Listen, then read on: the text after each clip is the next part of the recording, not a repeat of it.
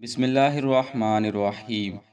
ناظرین، حضرت خواجہ اویس کرنی رضی اللہ تعالی عنہ کی وفات و شہادت سے متعلق ہم دو ویڈیوز اپلوڈ کر چکے ہیں، جن میں ہم نے اللہ تعالیٰ کی توفیق سے آپ کی وفات یا شہادت سے متعلق بہت سی روایات جمع کرنے کی کوشش کی ہے، جن کا لنک ہم نے اس ویڈیو کی ڈسکرپشن میں دے رکھا ہے۔ آج کی یہ ویڈیو اس حوالے سے بہت اہم ہے کہ اس میں ہم جناب اویس کرنی رضی اللہ تعالی عنہ کے اصل مزار اور آپ کے نام سے منسوب مزاروں کا بیان کریں گے۔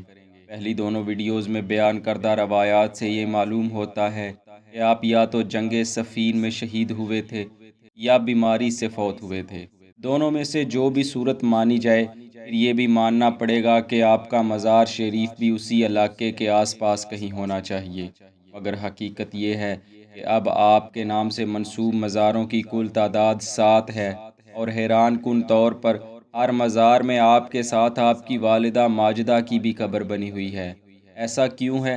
اس کی اصل وجہ تو اللہ وحدہ لا شریک ہی جانتا ہے، مگر ہم یہاں آپ کے سامنے کتب میں درج وہ روایات لانا چاہتے ہیں جو حضرت اویس کرنی رضی اللہ عنہ کے 7 مزاروں کے حوالے سے بیان کی جاتی ہیں۔ ان روایات کی طرف بڑھنے سے پہلے ہم آپ کو بتاتے چلیں کہ آپ کا ایک مزار پاکستان کے صوبہ سندھ کے علاقہ ٹھٹھہ میں بھی موجود ہے، جہاں بہت سے درویش اور حاجت مند حاضر ہوتے اور زیارت سے مستفید ہوتے ہیں۔ یہ جگہ کراچی سے تقریباً 200 کلومیٹر کے فاصلے پر ہے، اور آپ کا مزار ایک اونچے ٹیلے پر بنا ہوا ہے جس کی 60 سے زائد سیڑھیاں ہیں۔ یہ دربار مشہور ہے اور مقامی زبان میں لوگ اسے اویس بابا کا مزار کے نام سے پکارتے ہیں۔ آپ سے منسوب دوسرا مزار مبارک آذربائیجان دارالحکومت باکو سے قریباً 350 کلومیٹر دور ایک دیہاتی علاقے میں ہے، جس کا ذکر اکثر سیاحوں نے بھی کیا ہے، اور مقامی لوگوں کے مطابق یہ مزار صدیوں سے موجود ہے اور دربار کے خادمین نسل در نسل یہاں خدمات سر انجام دے رہے ہیں۔ اسی طرح آپ سے منسوب تیسرا مزار مبارک شام کے دارالحکومت دمشق سے قریباً 300 کلومیٹر دور ایک بڑے قصبے الرقہ ریلوے اسٹیشن کے قریب واقع ہے۔ یہ جنگ حنین کے قریب ترین علاقوں میں سے ہے۔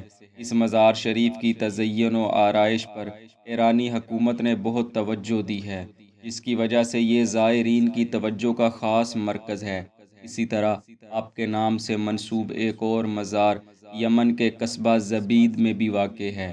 یہاں دربار شریف کا گنبد سبز ہے اور 2 بھائی کئی نسلوں سے یہاں خدمات سر انجام دے رہے ہیں۔ اسی طرح ایک مزار بغداد شریف میں اور ایک غزنی میں بھی ہے، جہاں سینکڑوں زائرین حاضر ہوتے ہیں۔ ان کے علاوہ بھی ایک اور مزار کا ذکر ملتا ہے، جس کو ملا کر حضرت اویس کرنی رضی اللہ تعالی عنہ کے نام سے منسوب کل مزارات کی تعداد 7 ہو جاتی ہے۔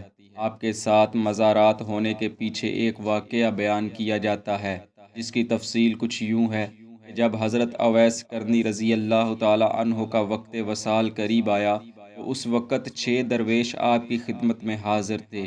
یہ ملاقات ابھی جاری تھی کہ آپ پر روحانیت کا غلبہ طاری ہو گیا۔ اسی کیفیت میں آپ نے سامنے بیٹھے درویشوں پر نگاہ ولایت ڈالی تو آن کی آن میں ان کے احوال بدل گئے، اور ان کی حیت و شکل بھی حضرت خواجہ کی شکل و صورت میں تبدیل ہو گئی۔ جب وہ وہاں سے نکلے تو کوئی پہچان نہ سکتا تھا کہ ان میں حضرت اویس کرنی کون ہیں۔ پھر وہ ایک دوسرے سے جدا ہوئے اور مختلف علاقوں کی طرف کوچ کر گئے۔ جو جس طرف بھی گیا وہاں لوگ یہی سمجھتے تھے کہ یہی حضرت اویس کرنی ہے۔ بس اس طرح حضرت اویس کرنی رضی اللہ تعالی عنہ کے 7 مزار ہیں۔ آپ کے متعدد مزارات کا قصہ نہ تو کسی حدیث کی کتاب میں موجود ہے اور نہ ہی مشائخ کے اقوال سے کہیں ثابت ہے۔ بس یہی ایک روایت ہے جو مشہور چلی آ رہی ہے، جس کی سند کو ثابت کرنا بھی محال ہے۔ اب ایسی صورتحال میں یہ اندازہ لگانا کہ حضرت اویس کرنی کی اصل قبر کہاں ہے، یہ اللہ عز و جل ہی بہتر جانتا ہے۔ البتہ سلطان الاولیاء حضرت فتح محمد علیہ رحمہ کا ایک فرمان ہے۔ آپ فرماتے ہیں حضرت خواجہ اویس کرنی رضی اللہ عنہ کا خاص مزار شریف یمن میں واقع ہے۔ علماء کرام فرماتے ہیں آپ چونکہ اپنی زندگی میں بھی خود کو پوشیدہ رکھنا چاہتے تھے، اسی لیے اللہ رب العزت نے وفات کے بعد بھی آپ کی قبر کو دنیا کی نظروں سے اوجھل رکھا ہے۔ اسی طرح جنگ صفین میں شہادت کے بعد آپ کی قبر اطہر کے آثار مٹ جانے سے متعلق بھی چند ایک روایات موجود ہیں، جن کی صحت کے بارے اللہ کریم ہی بہتر جانتا ہے۔ ہم نے جو کچھ کتابوں میں درج ہوا یا جو کچھ مشائخ نے بیان کیا، اسے آپ کے سامنے رکھنے کی کوشش کی ہے۔ دعا ہے اللہ کریم ہماری کمی کوتاہی کو معاف فرمائے۔